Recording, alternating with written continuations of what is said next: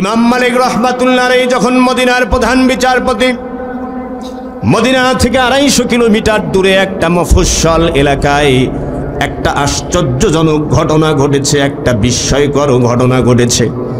আমার ভাইরা কান লাগান, গভীর মনোযোগ দেন। আল্লাহর নবী বিশ্বনবী সাল্লাল্লাহু আলাইহি সাল্লামের প্রখ্যাত তাবেঈ, চার মাযহাবের অন্যতম প্রসিদ্ধ একটা মাযহাবের ইমাম ছিলেন ইমাম মালিক রাহমাতুল্লাহ আলাইহি। ইমাম মালিক রাহমাতুল্লাহ আলাইহি যখন মদিনার প্রধান বিচারপতি, মদিনা থেকে 250 কিলোমিটার দূরে একটা মফস্বল এলাকায় একটা আশ্চর্যজনক ঘটনা ঘটেছে, একটা বিস্ময়কর ঘটনা ঘটেছে। সেটা কি জানেন? মদিনা থেকে 250 কিলোমিটার দূরে মফস্বল সেই এলাকায় একজন পর্দানিশীন পরহেজগার মহিলার ইন্তেকাল হয়েছে। যেই মহিলা জীবনে এক ওয়াক্ত নামাজ কাজা করে নাই, মহিলা জীবনে এক ওয়াক্ত নামাজ কাজা করে নাই, মহিলা জীবনে পর্দার খেলাফ কোনো কাজ করেন নাই, মহিলা জীবনে স্বামীর আনুগত্যের খেলাফ কিছুই করেন নাই, মহিলা কোনোদিন গীবতের আড্ডায় বসে নাই, কারো নামে মিথ্যা অপবাদ দেয় নাই, কোনো কবিরা গুনাহ, কোনো সকলখুরি, কোনো অন্যায় অশ্লীলতার সাথে লিপ্ত হয় নাই। এমন একজন ভদ্র মহিলা, পরহেজগার মহিলা, পর্দানিশীন মহিলার ইন্তেকাল হয়েছে। ইন্তেকালের সাথে সাথে পাশের গ্রামের একজন গোসল করানোর কাজে এক্সপার্ট মহিলাকে ডাক দেওয়া হয়েছে।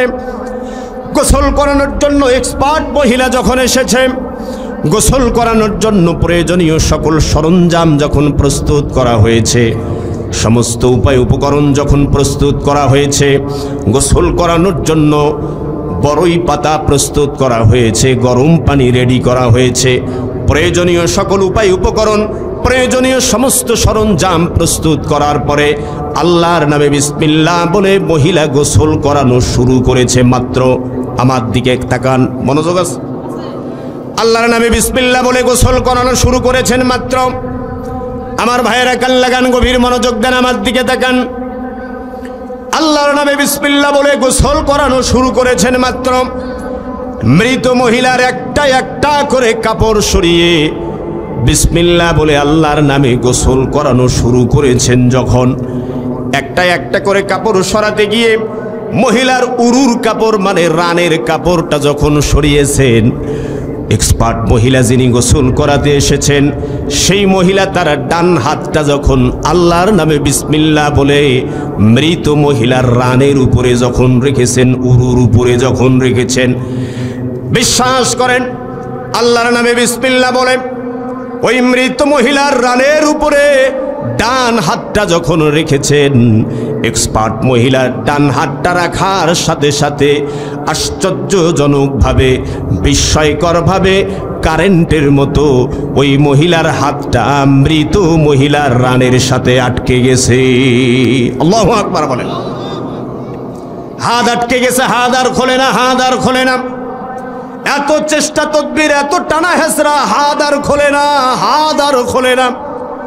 সমস্ত মহিলা সবাই মিলে টানা হেসরা করলো, চেষ্টা তদবির করলো, হাত আর খোলে না, হাত আর খোলে না। পুরুষ লোকদের পরামর্শ চাওয়া হলো, এক একজন এক এক পরামর্শ দিল, এক এক বুদ্ধি দিল, হাত আর খোলে না, হাত আর খোলে না। এবার কি হলো জানেন? উপজেলা পর্যায়ের ম্যাজিস্ট্রেট যিনি, কাজী যিনি, তারকে ডাক দেয়া হলো, সমস্যার সমাধানের জন্য তার পরামর্শ চাওয়া হলো। উপজেলা পর্যায়ের কাজী যিনি, তাকে ডাক দেয়া হলে তিনি ঘটনাস্থলে এসে হাজির হলেন। কাজী চেনেন আপনারা? কাজী, কাজী কি করে ভাই? বিয়ে পড়ায়। আসলে কাজীর কামটা কি?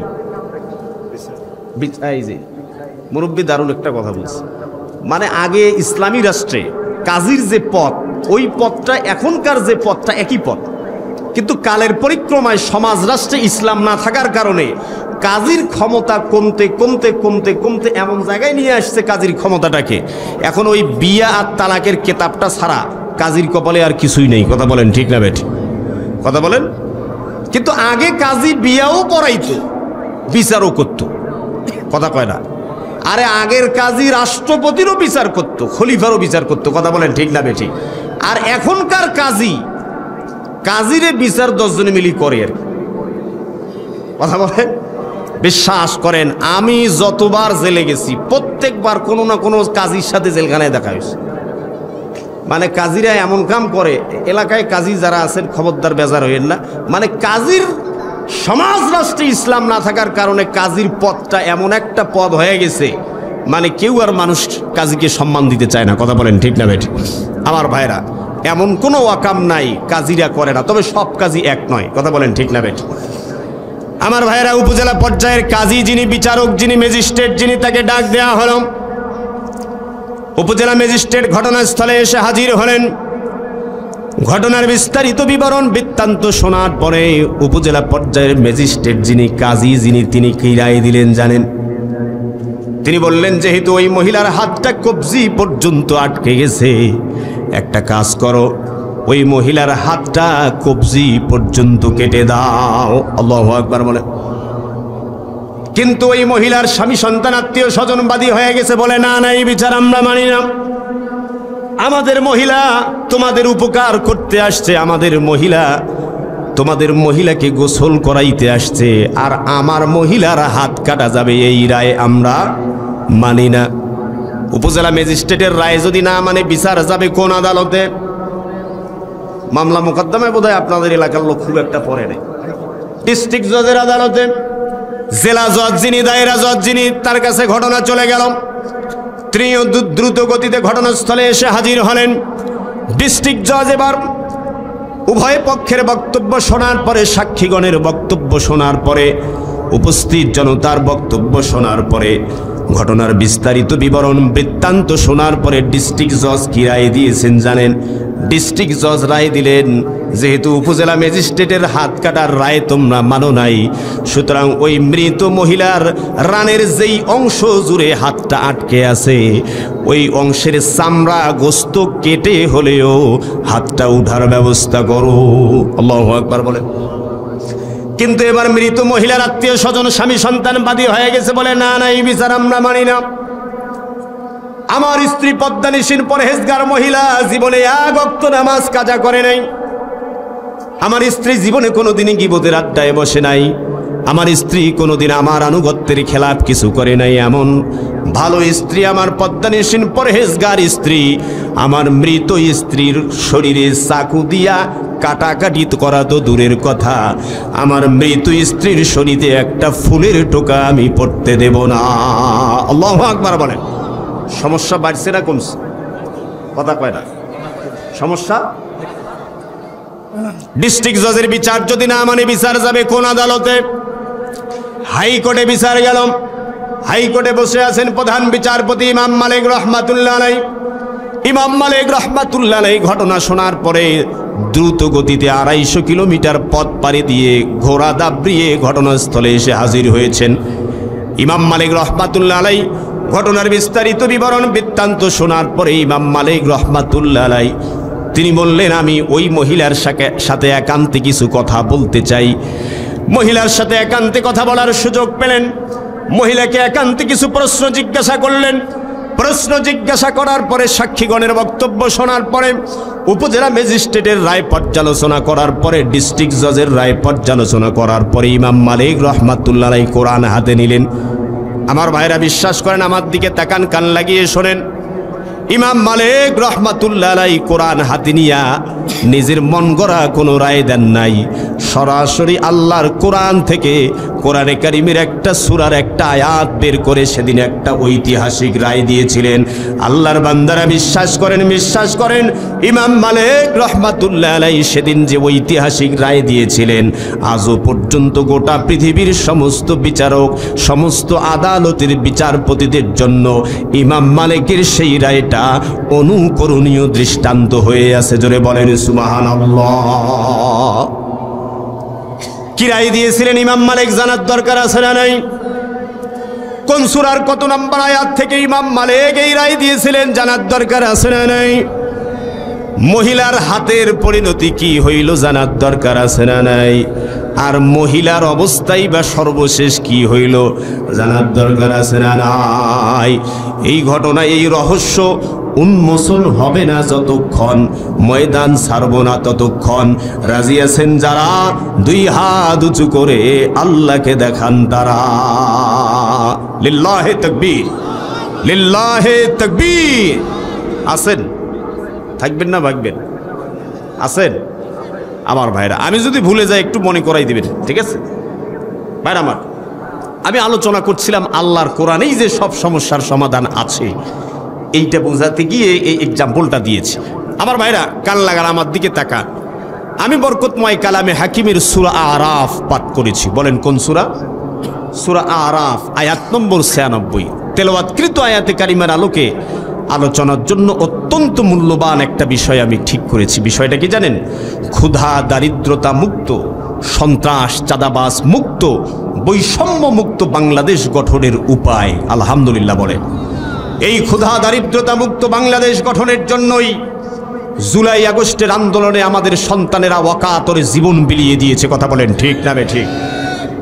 এই সন্ত্রাস চাঁদাবাজ মুক্ত বৈষম্য মুক্ত বাংলাদেশ বিনির্মাণের জন্যই আমাদের রংপুরের কৃতি সন্তান শহীদ আবু সাইদ 2 হাত প্রসারিত করে বুলেটের সামনে বুক চিতিয়ে দাঁড়িয়ে বলেছিল, বুকের ভিতর তুমুল ঝড়, বুক পেতেছি গুলি কর। কথা বলেন।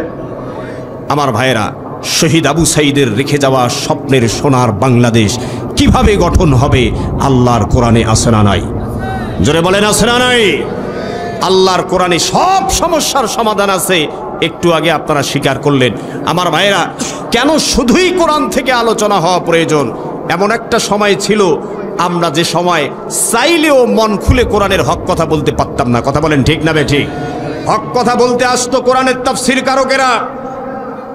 বক্তারা স্টেজে আসার সাথে সাথে এই বড় বড় মোসওয়ালা নেতারা আমাদেরকে কান মন্ত্র দিত। কি মন্ত্র? কথা বলে না, কান পড়া দিত। এরপরেও বক্তা যদি হক কথা বলা শুরু করতো সাহস করে, এরপরে আবার চিঠি পড়া দিত। কি পড়া? কথা কয় না। মানে এই কান পড়া আর চিঠি পড়া যারা দিত তারা সব হজম করতে পারতো, আল্লাহর কোরআন হজম করতে পারতো না। কথা বলেন ঠিক না ঠিক? আমার ভাইয়েরা পরিষ্কার বক্তব্য শোনেন, পরিষ্কার বক্তব্য শোনেন। আল্লাহর কোরআনের আলোচনা, কোরআনের মাহফিল, কোরআনের বৈঠক, কোরআনের দর্স, কোরআনের শিক্ষা, কোরআনের প্রতিষ্ঠান তারা সহ্য করতে না পারলেও আগের চাইতে এগুলো বাড়ছে না কমছে? কথা বলেন। কোরআনের মাহফিল, কোরআনের বৈঠক বেড়েছে না কমেছে? আমার ভাইরা, কেন এত বেশি কোরআনের মাহফিল, কোরআনের বৈঠক হওয়া প্রয়োজন, এ বিষয়ে একটা দায়িত্বহীন জবাব দিতে চাই। আপনারা আমার সাথে একমত হবেন। গোটা পৃথিবীর মুসলমানদের অবস্থা পর্যালোচনান্তে এটি প্রতীয়মান হয়েছে, প্রমাণিত হয়েছে। মুসলমানদের দুর্দিনার দুর্দশার পিছনে সবচাইতে বড় কারণ হচ্ছে আমরা আল্লাহর কোরআন থেকে দূরে সরে গেছি। কথা বলেন ঠিক না ঠিক? আজকে কোরআন থেকে দূরে সরে যাওয়ার কারণেই সারা দুনিয়ায় মুসলমানরা নির্যাতিত, নিপীড়িত, নিগৃহীত, লাঞ্ছিত, শোষিত, বঞ্চিত, অপমানিত, পদদলিত। কথা বলেন ঠিক না ঠিক? আজকে কোরআন থেকে দূরে সরে যাওয়ার কারণেই পৃথিবীর মুসলিম অধ্যুষিত জনপদ Iraq, Iran, Afghanistan, Palestine, Tajikistan, Kazakhstan, Turkmenistan, Libya, Syria, Algeria, Bulgaria, Nigeria সহ পৃথিবীর মুসলিম অধ্যুষিত জনপদগুলোতে বেছে বেছে টার্গেট করে করে ইহুদিবাদী ইসরায়েলের প্রত্যক্ষ মদদে, সন্ত্রাসবাদী আমেরিকার আঙ্গুলি ইশারায় আর সাম্রাজ্যবাদী ভারতের নগ্ন হস্তক্ষেপে সারা দুনিয়ায় মুসলমানের রক্ত নিয়ে হোলি খেলা হচ্ছে। কথা বলেন ঠিক না ঠিক? তারই ধারাবাহিকতায় সেই ষড়যন্ত্রের অংশ হিসাবে 56,000 বর্গ মাইলের প্রাণপ্রিয় মাতৃভূমি বাংলাদেশ, শাহজালাল, শাহপরান, শামাকদুম, শরীয়তুল্লাহ, তিতুমিরের প্রাণপ্রিয় মাতৃভূমি বাংলাদেশ, লক্ষ লক্ষ শহীদের রক্তের বিনিময়ে অর্জিত লাল সবুজের প্রিয় মাতৃভূমি বাংলাদেশ, 90% মুসলিম অধ্যুষিত আমাদের প্রাণের প্রিয় মাতৃভূমি বাংলাদেশেও একটি ছোট্ট মহল সুপরিকল্পিতভাবে ইসলাম, মুসলমান, ইসলামী আন্দোলন, ইসলামী নেতৃত্ব এবং উলামায়ে কেরামের বিরুদ্ধে সুগভীর ষড়যন্ত্রে মেতে উঠেছে। কথা বলেন ঠিক না ঠিক? সুতরাং ফিরে আসতে হবে, কোরআনের কাছে ধারণ করতে হবে শুধুই কোরআন। এই কোরআন শুধু চুমু খাইলে দায়িত্ব শেষ হয়ে যাবে না।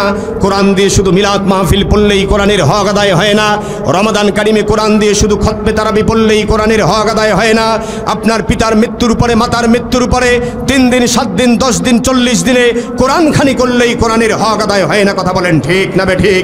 কারণ কোরআনে কারিমের বিধান প্রতিষ্ঠার জন্য আমাদের প্রিয় নবী, বিশ্বনবী, মানবতার বন্ধু মুহাম্মদ রাসূলুল্লাহ সাল্লাল্লাহু সাল্লাল্লাহু আলাইহি ওয়াসাল্লাম শিয়াবে আবু তালিবে 3 বছর কারারুদ্ধ থেকে মানবেতর জীবনযাপন করেছেন মুসলমান, কথা বলতে হবে ঠিক না ঠিক?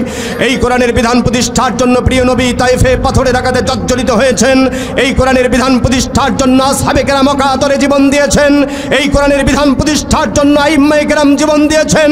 এই কোরআনের বিধান প্রতিষ্ঠার জন্য আমাদের ইমামদের ইমাম ইমামে আজম আবু হানিফা রাহিমাহুল্লাহ জেলখানায় ধুকে ধুকে শহীদ হয়েছেন, কথা বলতে হবে ঠিক না ঠিক? এই কোরআনের বিধান প্রতিষ্ঠার জন্য সাইয়েদ কুতুব শহীদ হয়েছেন। এই কোরআনের বিধান প্রতিষ্ঠার জন্য শহীদ হাসানুল বান্না জীবন দিয়েছেন। এই কোরআনের বিধান প্রতিষ্ঠার জন্য শহীদ মাওলানা মতিউর রহমান নিজামী, শহীদ আলী আহসান মোহাম্মদ মুজাহিদ, শহীদ আব্দুল কাদের মোল্লা সহ বিশ্বব্যাপী ইসলামী আন্দোলনের নেতারা একের পর এক হাসি মুখে ফাঁসির মঞ্চকে বরণ করেছেন, কথা বলতে হবে ঠিক না ঠিক?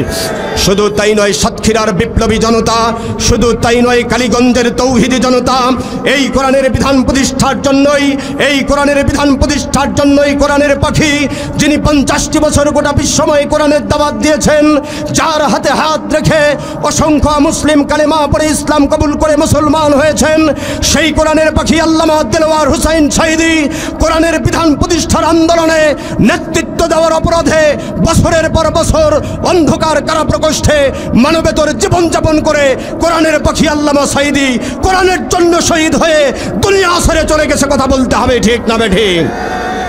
কোরআনের পাখি আল্লামা সাঈদীর রেখে যাওয়া সেই আদর্শ, কোরআনের পাখি আল্লামা সাঈদীর রেখে যাওয়া সেই আন্দোলন, কোরআনের পাখি আল্লামা সাঈদীর রেখে যাওয়া সেই দাওয়াত, সেই মিশনকে বাস্তবায়ন করার জন্য যদি আবার ময়দানে ডাক আসে, যদি আবার ময়দানে ডাক আসে, জীবনের ঝুঁকি নিয়ে জানমালের কোরবানি করে যে কোনো পরিস্থিতির মোকাবেলা করে নারায়ে তাকবীরের স্লোগানে সাতক্ষীরার আকাশ বাতাস প্রকম্পিত করে ইসলামের দুর্দিন দুঃসময়ে শহীদ আব্দুল খালেক মণ্ডলের উত্তরসূরিদেরকে, শহীদ আসিফের উত্তরসূরিদেরকে, সাতক্ষীরার শিবিরের সেক্রেটারি শহীদ আমিনুরের উত্তরসূরিদেরকে প্রয়োজনে মাথায় কাপড়ের কাপড় বেঁধে রাজপথে ঝাঁপিয়ে পড়তে হবে।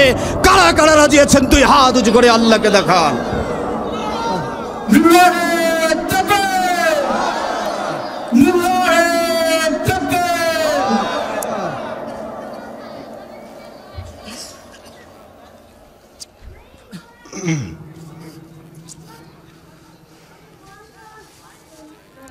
কষ্ট হইল আপনাদের?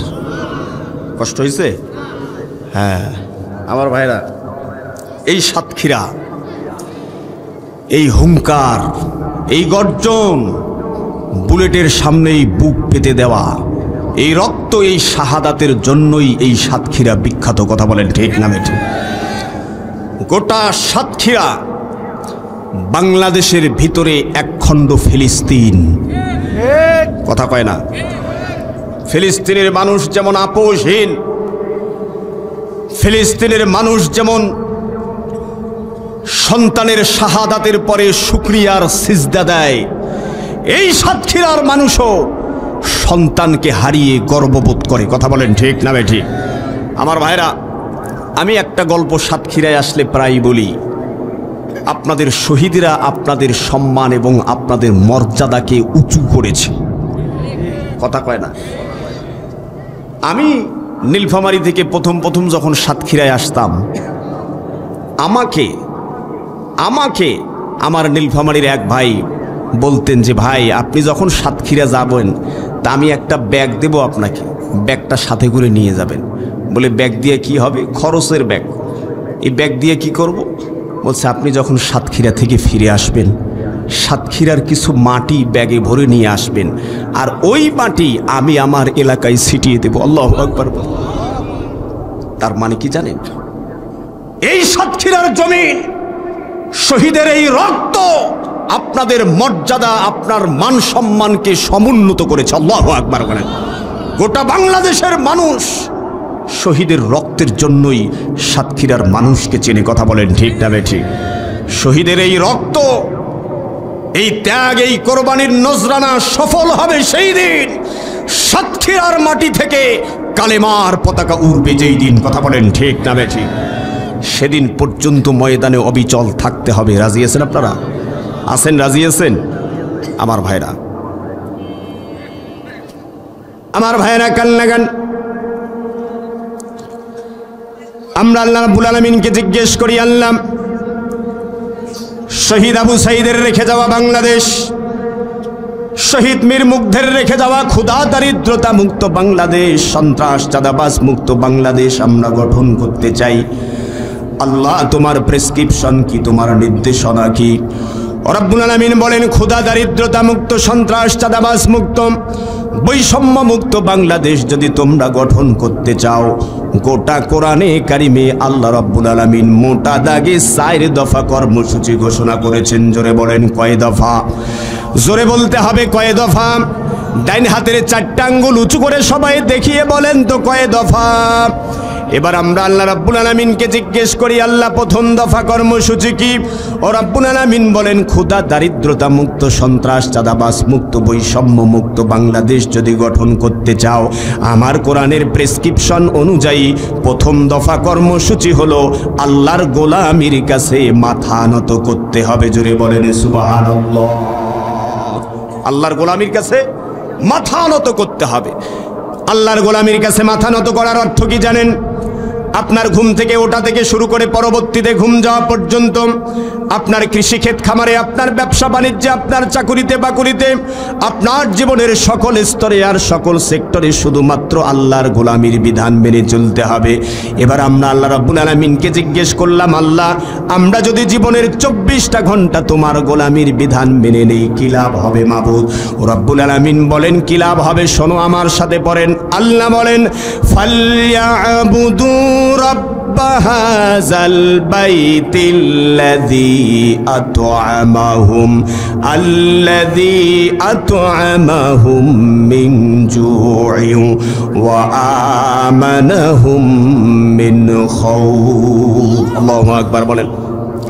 রব্বুল আলামিন বলেন, ফালিয়াবুদু রব্ব হাযাল বাইত, ওই যে কাবা ঘর দেখা যায়, ওই কাবার মালিকের দাসত্বের বিধানকে জীবনের 24টা ঘন্টা মেনে নিতে হবে। আমরা আল্লাহকে বললাম, আমরা যদি মেনে নেই কি লাভ হবে মাবুদ?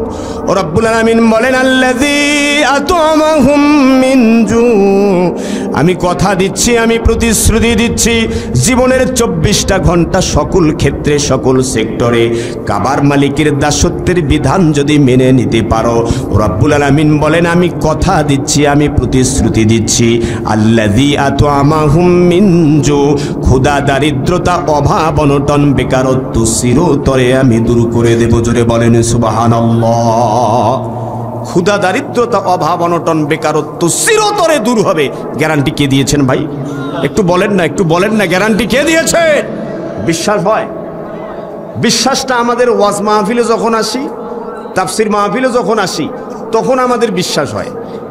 আর মসজিদে যখন হুজুর জুমার খুতবা দেয়, তখন আমাদের বিশ্বাস হয়। মাহফিলের প্যান্ডেলে হুজুর হাত তুলতে বললে হাত তুলি, পাও তুলতে বলে পাও তুলতে রাজি আছে। কিন্তু মাহফিল থেকে বেরার সাথে সাথে, মসজিদ থেকে বেরার সাথে সাথে স্যান্ডেলেরও কোনো নিরাপত্তা নাই। কথা কয় না? তার মানে আল্লাহর ইবাদত আর আল্লাহর গোলামি মসজিদের ভিতরে, আর মসজিদ থেকে বের হইলে কায়েজে কার গোলাম তার কোনো ঠিক ঠিকানা নাই। কায়েজে কার নামে স্লোগান দেয়, কে যে কোন নেতার নামে স্লোগান দেয়, এইখানে আসলে তো নেতা একজন, কয়জন? কথা কয় না? আমার নেতা, তোমার নেতা, বিশ্বনবী মুস্তাফা। আর মাহফিল থেকে বের হইলে কত যে নেতা তার কোনো ঠিক ঠিকানা নাই। আসলে নেতা কয়জন? কথা কয় না? নেতা কয়জন? নেতা একজন। নেতা আমার নবী, তোমার নবী, বিশ্বনবী মুস্তাফা। কথা বলেন ঠিক না বেঠিক? অন্য কোনো নেতার নামে স্লোগান দেওয়া যায় যাচ্ছে? আমার ভাইরা শোনেন, ক্ষুধা দারিদ্রতা অভাব অনটন বেকারত্ব চিরতরে দূর হবে, গ্যারান্টি আল্লাহ সূরা কুরাইশে দিয়েছেন। বিশ্বাস আমাদের করতেই হবে, তবে বিশ্বাসটা যেন একটু পাকাপোক্ত হয়। একটা ছোট্ট উদাহরণ দেব। আচ্ছা বলেন তো, এই যে কি বলে সাত বসু ব্রজ পাটুলিয়া গ্রাম, এই এলাকায় কোনোদিন আপনারা শুনছেন যে সৌদি আরব থেকে কোনো লোক এসে আপনাদের এলাকায় কামলা খাটছে, মানে হলো কাজ করে খাইছে দিনমজুর হিসাবে, এরকম আছে? শুনছেন কোনোদিন? চাচা আপনিও শোনেন নাই? কোনো মুরব্বী কাউ শোনেন নাই? আচ্ছা, এইবার আমার 2 নম্বর প্রশ্নের জবাব দেন। আপনাদের এলাকার লোক, এই ইউনিয়নের মানুষ, এই উপজেলার মানুষ, এই সাতক্ষীরা ডিস্ট্রিক্টের মানুষ সৌদি আরবে গিয়ে কাজ করে খায়, ডে লেবার হিসাবে, দিনমজুর হিসাবে পেটের তাগিদে যায়, এরকম আছে না নাই? আছে? আছে, ঠিক তো? আচ্ছা এইবার শোনেন, রেজাল্ট কি দাঁড়াইলো জানেন? আজ থেকে ১৫০০ বছর আগে বিশ্বনবীর নেতৃত্বে আল্লাহর গোলামীর যে বিধান আরব ভূখণ্ডে সেদিন কায়েম হয়েছিল, সেদিন থেকে আজ অবধি পৃথিবীর কোথাও আল্লাহর গোলামীর বিধান সেখানে কায়েম হওয়ার কারণে আরব ভূখণ্ডের একজন নাগরিককে পেটের তাগিদে কোথাও গিয়ে কামলা খাটতে হয় না। কথা বলেন ঠিক না বেঠিক? ক্ষুধা, দারিদ্রতা, অভাব, অনটন সেখানে চিরতরে দূর হয়ে গেছে। বরং গোটা দুনিয়ার মানুষ আমার নবীর দেশে যে রাস্তা ঝাড়ু দিয়ে খায়। কথা কয় না? আমাদের বাড়ির পাশে বিরাট বড় একটা রাষ্ট্র আছে, আছে না নাই? কি রাষ্ট্র? আসতে কোন কেউ যেন না শোনে, মানে ভাসুরের নাম তো, ভাসুরের নাম শুনলে অসুবিধা হবে কিনা বল, কেউ যেন না শোনে, খবরদার। আমার ভাইরা শোনেন, আয়তনে বড় কিন্তু আত্মাটা ছোট। কথা বলেন, আয়তনে বড় আত্মাটা ছোট। এই ভারতের লোক, মানে ওরা আবার আমাদেরকে পরামর্শ দেয় আর কি, আমাদের বড় ভাই তো, কথা বোঝেন নাই? মাঝে মাঝে পরামর্শ দেয়, আবার হুমকিও দেয়। কি ঠিক না বেটি? কি হুমকি? পিএইচ দিবে না, কি দিবে না? পিএইচ যে দেয় নাই, এই এলাকার লোক পিএইচের অভাবে না খেয়ে মরে নাই, কেউ মরে নাই। আরে এ কোন হাম্মক? আরে তোর দোকানের পিএইচ যদি আমি না খাই, লস কার? দোকানদারের না কাস্টমারের? কথা বলেন। ওদের পিএইচ পোষে, ওই পিএইচ পোষা গন্ধতে ওরা মরবি। কথা কয় না? আমার ভাইরা, কেন ভারতের প্রসঙ্গটা আনলাম জানেন? ওই যারা হাজি সাহেব আছেন নাকি? আরে কি সব হাজি মরছে? আপনাদের এলাকার মুরব্বী হাজি বোধহয় সবাই চলে গেছে না? আল্লাহ ওনাদের জান্নাতবাসী করুক। মানে এই এলাকায় আপাতত বোধহয় জীবিত হাজি নাই, কেউ আছে কিন্তু এখানে আসে নাই। আচ্ছা, যাই হোক, হাজি সাহেবকে জিজ্ঞেস করবেন। হ্যাঁ, মাশাল্লাহ মাশাল্লাহ। ওই লোকটা নিচে রাখছেন কেন? উপরে উঠান বাবা। বাবাজি হাজি সাহেব, হাজিউল হারামাইন, উপরে ওঠেন বাবা। আসেন আসেন, স্যার দেন ওনাকে একটা। হাজি সাহেব মানুষ নিচে বসছে, দেখছেন কাণ্ড। আসেন চাচা আসেন, হাজির একটা সম্মান আছে না নাই বলেন?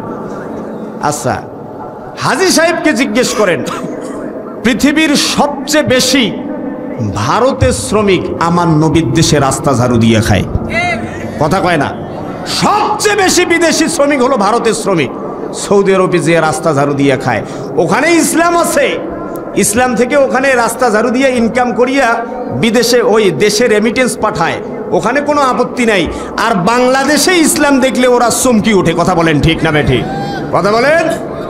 আমরা ওদের মতলব বুঝি। ওদের যে আমাদের উপর ইদানিং মন খুব বেজার, এটার কারণটা আমরা বুঝি তো, বুঝি কি না? আপনারা বোধহয় বোঝেন নাই। যেদিন থেকে তাদের দাসী, তাদের কেনা গোলাম, তাদের পেইড এজেন্ট জনগণের অভ্যুত্থানে, ছাত্র শ্রমিক জনতার অভ্যুত্থানে দিনে দুপুরে রান্না করা খাবার ফেলে রেখে দিনে দুপুরে পিছনের দরজা দিয়ে পালিয়ে গেছে, সেদিন থেকেই ওদের মাথা খারাপ হয়ে গেছে। কথা বলেন ঠিক না বেঠিক? আমরা বুঝি তো ওদের কষ্টটা, কি বোঝেন না আপনারা? আমার ভাইরা শোনেন, একটা মেসেজ দিয়ে যেতে চাই। এই এলাকার বিএনপির লোক যারা আছেন কান খুলে শোনেন, জামাত ইসলামীর লোক যারা আছেন কান খুলে শোনেন, ছাত্র শ্রমিক জনতা, দেশপ্রেমিক জনতা, কোরআন প্রেমিক জনতা যারা আছেন কান খুলে শোনেন একটা মেসেজ। আমাদের মধ্যে রাজনৈতিক মতবিরোধ থাকতে পারে, আমাদের মধ্যে আদর্শগত, মাসালাগত, শাখা প্রশাখাগত ভিন্নতা থাকতে পারে, কিন্তু প্রিয় মাতৃভূমি বাংলাদেশের স্বাধীনতার প্রশ্নে, প্রিয় মাতৃভূমির সার্বভৌমত্বের প্রশ্নে, প্রিয় মাতৃভূমির নিরাপত্তার প্রশ্নে আমরা সবাই এক এবং অভিন্ন। কথা বলেন ঠিক না বেঠিক? 5ই আগস্টের দিনে, বিগত জুলাইয়ের আন্দোলনে সকল ভেদাভেদ ভুলে, সকল মতবিরোধ ভুলে, সকল রাজনৈতিক মতপার্থক্য ভুলে ছাত্র শ্রমিক জনতা একাকার হয়ে, ঐক্যবদ্ধ হয়ে যেভাবে ভারতের দালাল দোসর গোলামকে দেশ থেকে বিতাড়িত করেছি, এদেশের প্রতি ইঞ্চি জমিনের সার্বভৌমত্ব রক্ষার জন্য আবার প্রয়োজনে ঐক্যবদ্ধ হয়ে এদেশের সার্বভৌমত্ব রক্ষার জন্য ভারতের চক্রাঙ্গানি থেকে, আধিপত্যবাদের হামলা মামলা থেকে, যে কোনো ধরনের আগ্রাসী মনোভাব থেকে দেশকে বাঁচানোর জন্য আবার রুখে দাঁড়াতে হবে। কারা কারা রাজি আছেন? তুই হাত উঁচু করে আল্লাহকে দেখা।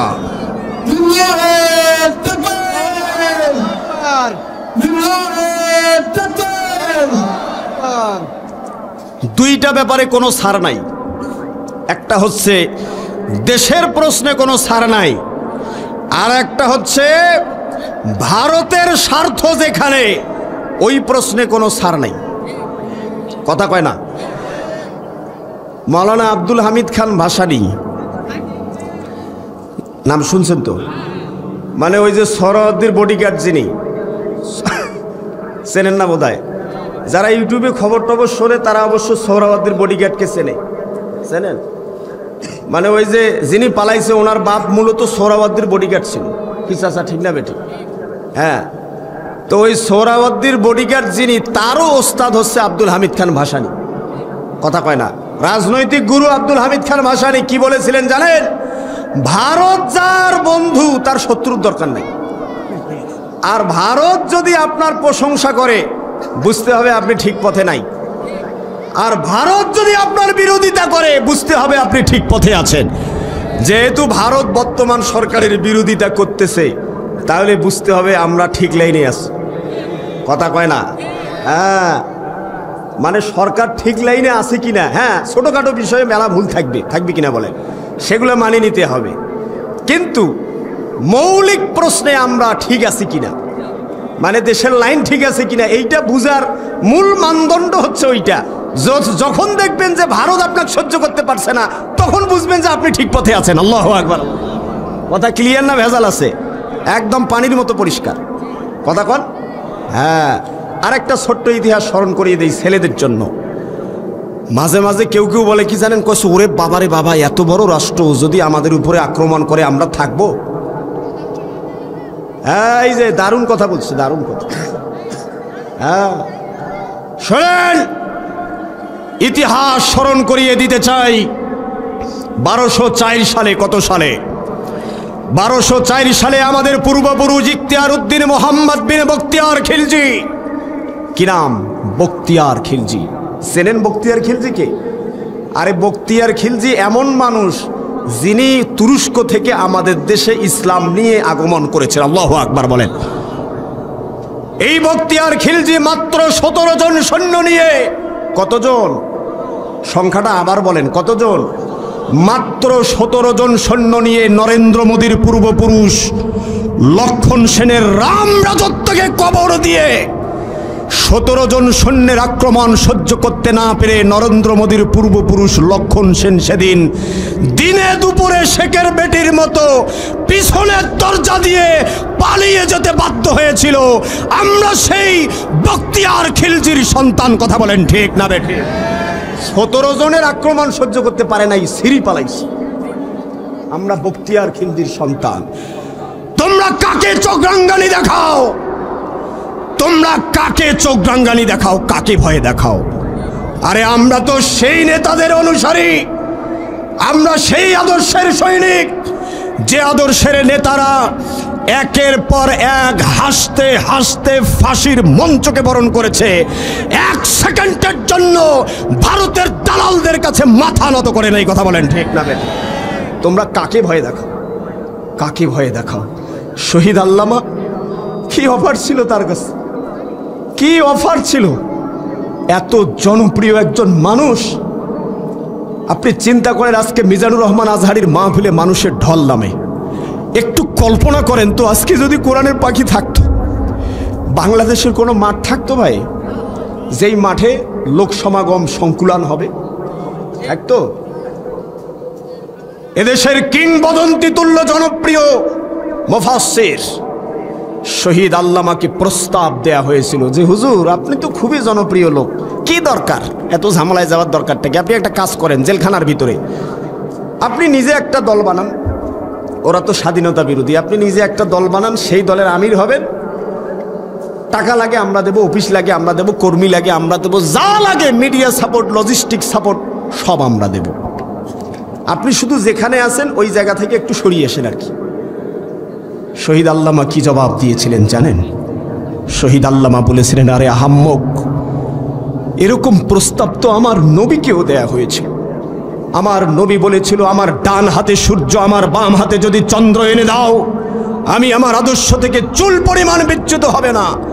আরে আহাম্মক, আমার নবী যেভাবে তাদের প্রস্তাবকে ঘৃণা ভরে প্রত্যাখ্যান করেছিল, আমি সেই আদর্শের একজন নগণ্য কর্মী, আমিও তোমাদের সেই প্রস্তাবকে ঘৃণা ভরে প্রত্যাখ্যান করছি। আল্লাহু আকবার বলেন। চাইলে তিনি ডাক্তার জাকির নায়েকের মতো বিদেশে যে রাজনৈতিক আশ্রয়ে থাকতে পারতেন কিনা? কি যেই মানুষটার জন্য কাবার দরজা উন্মুক্ত ছিল, প্রত্যেক রমজানে তিনি কাবা শরীফে ইতিকাফ করতেন, কাবার চত্বর তার চোখের পানিতে জায়নামাজ ভিজে গিয়েছিল, সেই সৌদি আরব কি তাকে আশ্রয় দিত না ভাই? কি মনে করেন? হ্যাঁ, বিশ্বাস করেন। সাতক্ষীরার মানুষ শোনেন, ইসলামী আন্দোলনের কর্মী সমর্থক যারা কান খুলে শুনে রাখেন, আপনাদের গর্ব করা উচিত আমরা সেই আদর্শের কর্মী, যে আদর্শের নেতারা ফাঁসির দড়িকে জুতার ফিতার সমান মূল্যবান মনে করে নাই। কথা বলেন ঠিক না বেঠে? তোমরা কাকে ভয় দেখাও, আমরা সেই আদর্শের কর্মী। আমার ভাইরা, একটা বিষয় আপনাদের মাথা আমি মাঝে মাঝে চিন্তা করি, কি জানেন? আচ্ছা বলেন তো, একটু চিন্তা করেন তো, মনে করেন কথার কথা আর কি, মনে করেন একজন যাদেরকে ফাঁসি দেয়া হয়েছে আর কি, একজন যদি সারেন্ডার করত, মানে তাদের সাথে আপোষ করত, মাথা নত করত, আজকে কি আমাদের মুখ দেখানো যাইতো ভাই? বলেন। আপনি চিন্তা করেন তো, এই লোকগুলো শহীদ হয়ে আমাদের সম্মান মর্যাদাকে উঁচু করে দিয়ে গেছে। গর্ব করে পরিচয় দিবেন আপনি ইসলামী আন্দোলনের কর্মী, আপনি সাতক্ষীরার মানুষ। আগে সাতক্ষীরার বায়োডাটা দেখলে চাকরি নট, কি হয় নাই না হয় বলেন? এখন পরিচয় দিবেন গর্ব করে, আমি সাতক্ষীরার মানুষ, আমি ইসলামী আন্দোলনের কর্মী, সমর্থক, শুভাকাঙ্ক্ষী। আমার ভাইরা আমার, শুধুমাত্র ক্ষুধা, দারিদ্রতা, অভাব, অনটন আর বেকারত্ব চিরতরে দূর হবে তাই নয়। রব্বুল আলামিন বলেন, ওয়া আমানাহুম মিন খাউফ। টেকনাফ থেকে তেতুলিয়া, রূপসা থেকে পাথুরিয়া হাজার হাজার কিলোমিটার পথ পাড়ি দিবে একজন সুন্দরী রমণী একাকিনী। একজন সুন্দরী রমণী একাকিনী হাজার হাজার কিলোমিটার পথ পাড়ি দিবে তার ইজ্জত আবরু নিয়া, তার সহায় সম্ভ্রম নিয়া। কোনো সন্ত্রাসী, কোনো চান্দাবাজ, কোনো টোকাই আমার মা এবং বোনের দিকে বাঁকা চোখে তাকাতে পারবে না। জোরে বলেন সুবহানাল্লাহ। ওয়া আমানাহুম মিন খাউফ। একটা ভীতিহীন সমাজ, নিরাপদ সমাজ গ্যারান্টি কে দিয়েছেন? বলেন না ভাই, গ্যারান্টি কে দিয়েছেন? সমাধান কোথায় খোঁজেন ভাই? আরে সমাধান তো এখানে। সমাধানের জন্য কোন নেতার পিছনে ছোটেন? সমাধান কোথায়? একটু বলেন না, জোরে আওয়াজ করে বলেন না, সমাধান কোথায়? সমাধান কোরআনে। আর আমরা যেখানে সেখানে সমাধান। সমাধান সূরা কোরাইশে, যেটা আপনি নামাজে পড়েন, আমরা জানি না। ঠিক না ঠিক বলেন? আল্লাহু আকবার বলেন। এবার আসেন আসল আলোচনায় যাই। যদি আল্লাহর গোলামি মানলেই ক্ষুধা, দারিদ্রতা, অভাব, অনটন, বেকারত্ব চিরতরে দূর হয়ে যায়, যদি আল্লাহর গোলামি মানলেই সন্ত্রাস, চাঁদাবাজ, বৈষম্য দূর হয়ে যায়, তাহলে আল্লাহর গোলামিটা কি জিনিস জানার দরকার আছে না নাই? আল্লাহর গোলামিটা কি জিনিস তিনটা উদাহরণ দিয়ে বোঝাতে চাই। আমার ভাইরা কান লাগান, গভীর মনোযোগ দেন। আল্লাহর গোলামিটা আসলে কি আর আমরা বুঝেছি কি? তিনটা উদাহরণ দিলে আল্লাহর গোলামি সম্পর্কে আপনার কনসেপ্ট ক্লিয়ার হয়ে যাবে। আল্লাহর গোলামি, আল্লাহর ইবাদত সম্পর্কে আমাদের সবচাইতে বড় ভুল ধারণা কি জানেন? আল্লাহর গোলামি সম্পর্কে, আল্লাহর ইবাদত সম্পর্কে আমাদের সবচাইতে বড় ভুল ধারণা হলো আল্লাহর গোলামি আর ইবাদতকে আমরা মসজিদের চার দেয়ালের ভিতরে বন্দি করে রেখেছি। কথা বলেন ঠিক না বেঠিক? মানে মসজিদের ভিতরে ইবাদত, আর মসজিদ থেকে যেই বের হবেন তখন যা করেন করেন, কোনো অসুবিধা নেই। ঠিক না বেঠিক বলেন? এরকম একটা ধারণা আমাদের সমাজে আছে না নেই? আমার ভাইরা কান লাগান, উদাহরণ দেব তিনটা। জোরে বলেন কয়টা? আরো জোরে কয়টা? উদাহরণ নাম্বার 1, চৌধুরী সাহেব। চৌধুরী নামে কেউ আছে নাকি বীর এলাকায়? ও বাবা, থাকলে আবার পরে মামলাও করে দিতে পারে।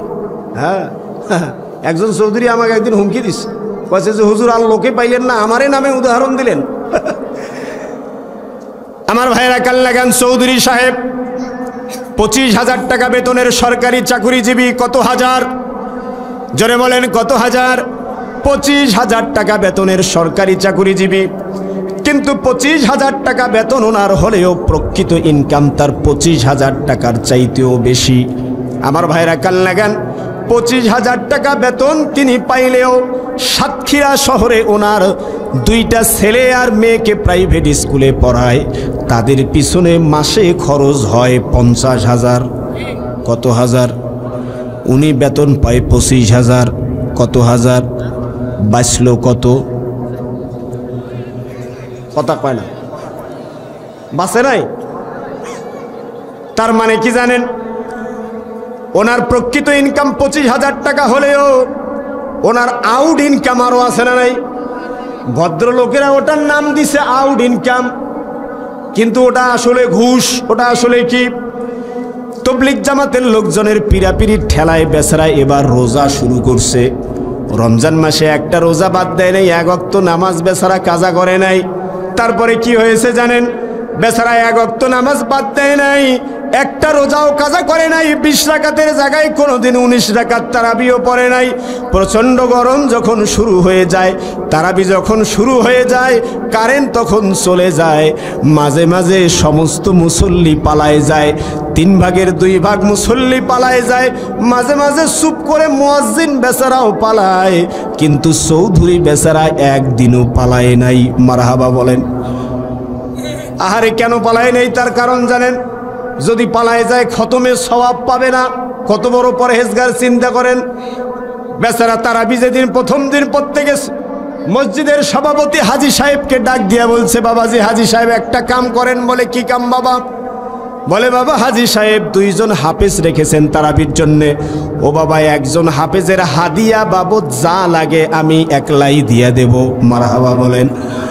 আহারে এত বড় পরহেজগার লোক, তারাবি যেদিন 27তম দিনে খতম হয়েছে, তারাবিও খতম, ওনার পরহেজগারিও খতম।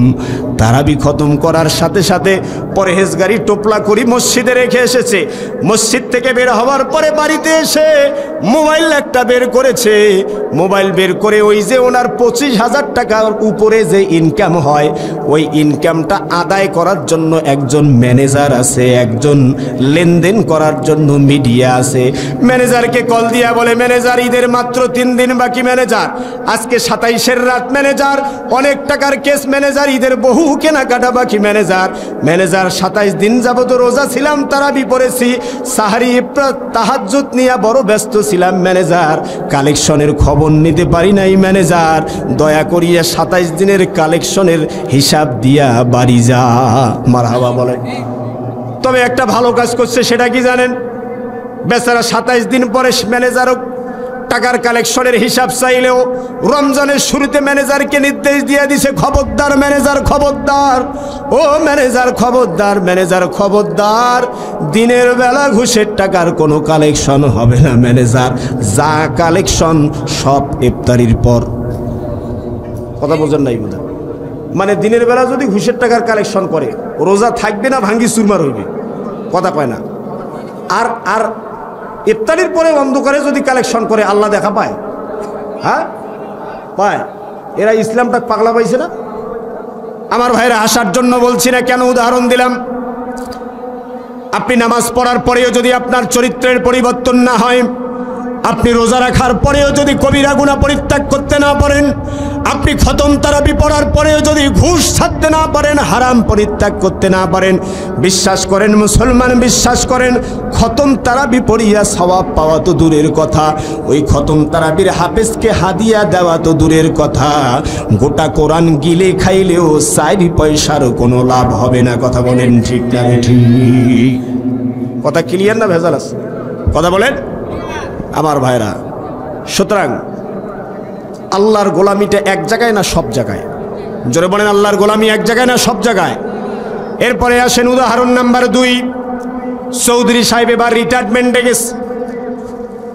রিটায়ারমেন্টে যাওয়ার পরে মসজিদের সভাপতি হাজী সাহেব চৌধুরী সাহেবকে ডাক দিয়া বলছে, বাবা হাজী সাহেব একটা কাম করা যায় না? বলে কি কাম চাচা? বলে বাবা চৌধুরী সাহেব রিটায়ারমেন্টে গেছো, একসাথে অনেক টাকা পাইছো বাবা, বাবা একটা কাজ করো তো বাবা। বলে কি কাম চাচা? বলে বাবা চৌধুরী সাহেব একসাথে অনেক টাকা পাইছো বাবা, এবার একটু হজে যাবার নিয়ত করো তো। বলে বাবা নিয়ত করলাম।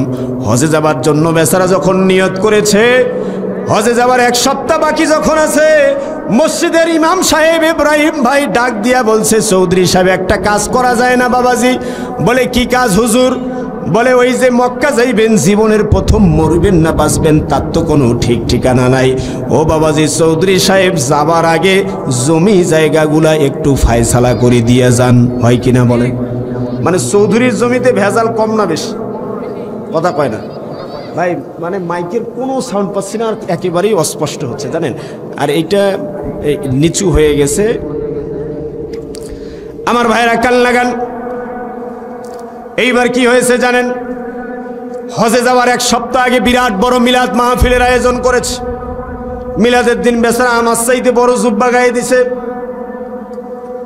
এই এলাকার সবচেয়ে বড় আলেম মেরাজ ভাইকে ডাক দিছে, বিএনপির লোককে ডাকাইছে, জামাতের লোককে ডাকাইছে, আত্মীয় স্বজন শুভাকাঙ্ক্ষী কাউকে বাদ দেয় নাই। ছেলেকে ডেকেছে, মেয়েকে ডেকেছে, বোনকে ডেকেছে, ফুপুকে ডেকেছে, আত্মীয় স্বজন শরিকদার অংশীদারদের সবাইকে ডাক দিয়েছে। বেচারা এবার মিলাদ মাহফিল শুরু করেছে।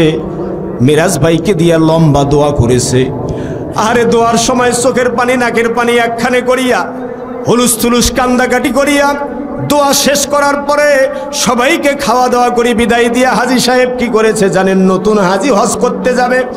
বেচারা ছেলেদেরকে একটা ঘরে ঢুকাইছে, মেয়েকে ঢুকাইছে, বোনকে ঢুকাইছে, ফুপুকে ঢুকাইছে, শরিকদার আত্মীয় স্বজনদের সবাইকে ঘরের ভিতরে ঢুকাইছে। সবার কাছে মাপটাপ চায়া নিয়া সবাইকে কান্নাকাটি করি, চোখের পানি নাকের পানি একখানে করিয়া সবার কাছে বিদায় আদায় নিয়া, ছেলেদের নামে সমস্ত জমি জায়গা লেখি দিয়া, মেয়েকে ঠকাইয়া, বোনকে ঠকাইয়া, ফুপুকে ঠকাইয়া, শরিকদার অংশীদারদের সবারে হক নষ্ট করিয়া বেচারা হাজী সাহেব মক্কা গিয়েছে হজ করতে। বিশ্বাস করেন আল্লাহর কোরআন সাক্ষী, বিশ্বাস করেন ওলামায়ে কেরাম সাক্ষী, যে বেচারা চৌধুরী সাহেব মেয়েকে ঠকাইয়া, বোনকে ঠকাইয়া, ফুপুকে ঠকাইয়া, শরিকদার অংশীদারদের সবাইকে ঠকাইয়া বেচারা মক্কা গিয়েছে হজ করতে, ওই বেচারার একটা দুইটা চারটা পাঁচটা হজ নয়, জীবনে 100টা হজ করলেও একটা হজ তারও কবুল হবে না। কথা বলেন ঠিক না? ঠিক কথা ক্লিয়ার না ভেজাল আছে? হ্যাঁ, উনি কি মনে করছে? হ্যাঁ এ ভাই শোনেন, আপনি 5 ওয়াক্ত নামাজ পড়েন নাই, আপনি নামাজ পরিত্যাগ করেছেন, কবিরা গুনাহ হয়েছে, তওবা করলে আল্লাহ চাইলে মাফ করতে পারে। কথা বলে না? আপনি রোজা রাখেন নাই, কবিরা গুনাহ করেছেন, তওবা করলে আল্লাহ চাইলে মাফ করতে পারে। কিন্তু আপনি যার হক নষ্ট করেছেন, 1 ইঞ্চি জমিন যদি কারো হক মেরে খেয়েছেন, একটুকু সম্পদ, এতটুকু সম্পদ যদি আপনার সম্পদের ভিতরে ঢুকায় নিয়েছেন, আপনার জ্ঞাত সারে কারো 1টি টাকা যদি নষ্ট করেছেন, বিশ্বাস করেন যার হক নষ্ট করেছেন ওই লোকটা ক্ষমা না করা পর্যন্ত আল্লাহ আপনাকে ক্ষমা করবে না। কথা বলেন ঠিক না? ঠিক আছে? আল্লাহর গোলামি শুধু মসজিদে না, মসজিদের বাইরেও আছে। হ্যাঁ, আল্লাহর গোলামির মসজিদের ভিতরের যেটা আল্লাহর গোলামি ওটা অল্প সময়, কিন্তু বাকি 24 ঘন্টা আল্লাহর গোলামি আছে না নাই? আছে। হ্যাঁ, আমরা আল্লাহর গোলামি বলতে বুঝি নামাজ পড়া। কি পড়া? সে নামাজ পড়তে গেলেও ভেজাল আছে না নাই? কিসের ভেজাল? জোরে আমিন না আস্তে আমিন আছে না নাই? আছে। হ্যাঁ, দল্লিন না জল্লিন আছে না নাই? দোয়া চলবে না চলবে না আছে না নাই? ভেজাল আছে না নাই? হায় রে, সব নামাজে, মানে নামাজটাই সব নাকি বলে? বিশ্বাস করেন আল্লাহর অসংখ্য গোলামির ভিতরে একটা কনসেপ্ট ক্লিয়ার করেন, আল্লাহর অসংখ্য গোলামির ভিতরে নামাজ একটা। নামাজ কয়টা? আল্লাহর আর গোলামি আছে না নাই? এই পয়েন্টগুলো নিয়ে আমরা খুব কম কথা বলি, কারণ এই দুর্বলতাটা আমাদের সবারই আছে। ঠিক না? ঠিক বলে। উদাহরণ নাম্বার 3, চৌধুরী সাহেব এবার হজ থেকে ফেরত এসেছে। হজ থেকে ফেরত আসার পরে কি করেছে জানেন? ধান কাটার সময় হয়ে গেছে, ধানের খেতে 10 জন কামলা লাগাইছে। আরে কামলা যখন ব্যাগ হাতে নিয়ে সকালবেলা বাড়ির থেকে কাজের উদ্দেশ্যে বের হয়েছে, কামলার সন্তান কামলাকে ডাক দিয়ে বলে, বাবা চৌধুরীর ধানের খেতে কাজ করতে যাচ্ছ বাবা? ও বাবা বহুদিন সাদা ধবধবে ব্রয়লার মুরগি চোখে দেখি না বাবা। ও বাবা কাজ শেষ করে বাজার থেকে যখন ব্রয়লার মুরগি নিয়ে আসবা বাবা, একটু তাড়াতাড়ি ফিরে এসো বাবা, মুরগিটা খেয়ে যেন আমি ঘুমোতে পারি বাবা। বাবা সাদা ধবধবে ব্রয়লার মুরগি যদি তুমি না পাও বাবা, দয়া করে একটা পাঙ্গাস মাছ হলেও কিনে নিয়ে এসো বাবা। আরে গরিব মানুষ, তাদের স্বপ্ন কম, আশাও ছোট। কথা বলেন ঠিক না বেঠিক? কলিজার টুকরা সন্তানেরা পথ পানে চেয়ে আছে। কামলার সন্তান 10 জন কামলা বাড়ির থেকে বের হয়েছে ব্যাগ নিয়ে। চৌধুরীর ধানের খেতে সারাদিন কাজকর্ম করার পরে পরন্ত বিকালবেলা কাজ যখন শেষ হয়েছে, চৌধুরীর লম্বা গেট, লোহার গেটে কামলারা ধাক্কা দেয়। বারবার নক করার পরে দীর্ঘক্ষণ পরে চৌধুরী সাহেব, নতুন হাজী সাহেব যখন বাড়ির থেকে বের হয়েছে, বাড়ির থেকে বের হবার পরে 10 জন কামলা বলে, হাজী সাহেব টাকা দেন, খরচ করতে হবে। এবার হাজী সাহেব কি বলে জানেন? যে বাবারে টাকা খুচরা নাই। কি হলো ভাই? কোনো অসুবিধা আছে নাকি? মনোযোগ আছে? আপনাদের মনোযোগ আছে? চৌধুরী সাহেব এবার বলে, বাবার টাকা খুচরা নেই, বাজারে এসো। সন্ধ্যার সময় বাজারে, মসজিদের সামনে, আপনাদের বাজারের কেন্দ্রীয় মসজিদের সামনে 10 জন কামলা ব্যাগ নিয়ে দাঁড়ায়। কামলারা জানে একটু পরে নতুন হাজী চৌধুরী সাহেব এই রাস্তা দিয়ে মসজিদের ভিতরে ঢুকবে। মাগরিবের আজান ধ্বনিত হলো আপনাদের বাজারের কেন্দ্রীয় মসজিদ থেকে যখন মাগরিবের আজান শুরু হলো, 10 জন কামলা খেয়াল করে দেখলো চৌধুরী সাহেব মক্কা থেকে নতুন তসবি নিয়ে আসছে। তসবি টিপতে বেচারা মাথা নিচু করে মসজিদে ঢুকে গেল। 10 জন কামলা খেয়াল করে দেখলো হাজী সাহেব আমাদের দিকে তাকায় দেখলো না। তারা কোনো মাইন্ড করলো না, কারণ চিন্তা করলো মাগরিবের নামাজের সময় যেহেতু অল্প, নামাজটা বের হোক তারপরে টাকা দিবে। কিন্তু বিশ্বাস করেন, মাগরিবের নামাজ শেষ হয়ে গেল, মসজিদ থেকে সমস্ত মুসল্লি বের হয়ে গেল।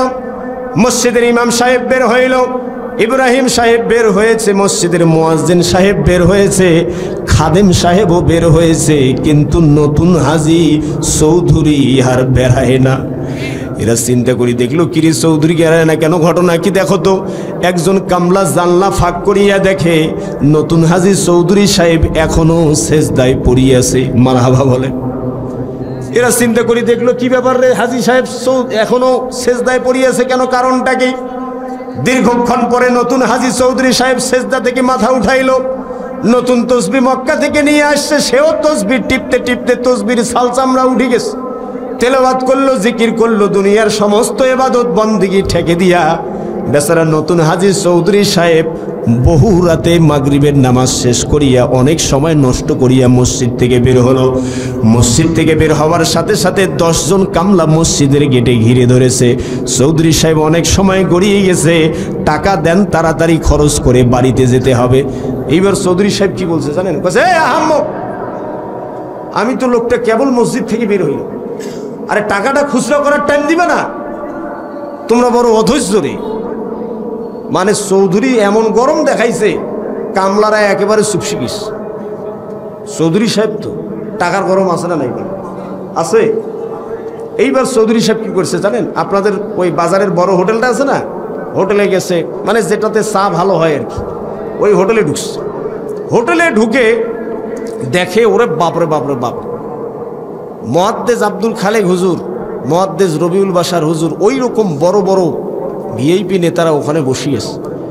বিএনপির নেতা, জামাতের নেতা, ছাত্র আন্দোলনের নেতা, সবাই ওখানে বসিয়ে আছে। এখন নতুন হাজী সাহেব হোটেলে ঢুকার সাথে সাথে গলা গলি কোলা কুলি করিয়া সবাইকে আবার ইয়াও করলো, কি বলে, আতর লাগাই দিচ্ছে। কি লাগাই দিচ্ছে? নতুন আতর নিয়ে আসছে না। এরপরে তায়েব গেছে, হেরা গুহার ঢুকছে, মক্কা গেছে, মদিনা গেছে, দুনিয়ার সব গল্প ঠেকাই দিল। এরপরে হাসিনা থেকে শুরু করে খালেদা জিয়া দিয়া ডক্টর ইউনূস পর্যন্ত সব রাজনীতি ঠেকাই দিছে। এক বৈঠকে 3 কাপ চা খাইছে। কয় কাপ? কথা কয় না।